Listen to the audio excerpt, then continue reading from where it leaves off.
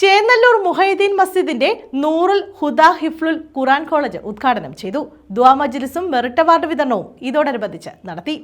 ഓച്ചിറ മേമന ചേന്നല്ലൂർ മുഹൈദ്ദീൻ മസ്ജിദിന്റെ നൂറുൽ ഹുദാ ഹിഫ്ലുൽ ഖുർആൻ കോളേജിന്റെ ഉദ്ഘാടനം നടന്നു. ദുആ മജ്ലിസും മെറിറ്റ് അവാർഡ് ദാനവും ഇതോടൊപ്പം നടത്തി. സ്റ്റേജ് ഉദ്ഘാടനവും മെറിറ്റ് അവാർഡ് വിതരണവും അയ്യാണിക്കൽ മജീദ് ഉദ്ഘാടനം ചെയ്തു. മതസാ പഠനവും ഉദ്ബോധനവും നമ്മുടെ നാട്ടിനെ പ്രോത്സാഹനമാക്കിയിട്ടുണ്ട്. ഒട്ടേറെ പണ്ഡിതന്മാരെ സൃഷ്ടിക്കാൻ കഴിഞ്ഞ ഒരു സ്ഥലം കൂടിയാണ് ഓച്ചിറ. ഇന്ന് കേരളത്തിലെമ്പാടും അതിന് പണ്ഡിതന്മാർക്കാണ് ക്ഷാമമുള്ളത്. പക്ഷേ ഓച്ചിറയെ സംബന്ധിച്ചിടത്തോളം നമുക്ക് അതിനൊരു ബുദ്ധിമുട്ടും യാതൊരുവിധമായ പ്രയാസം ഇതുവരെ ഉണ്ടായിട്ടില്ല.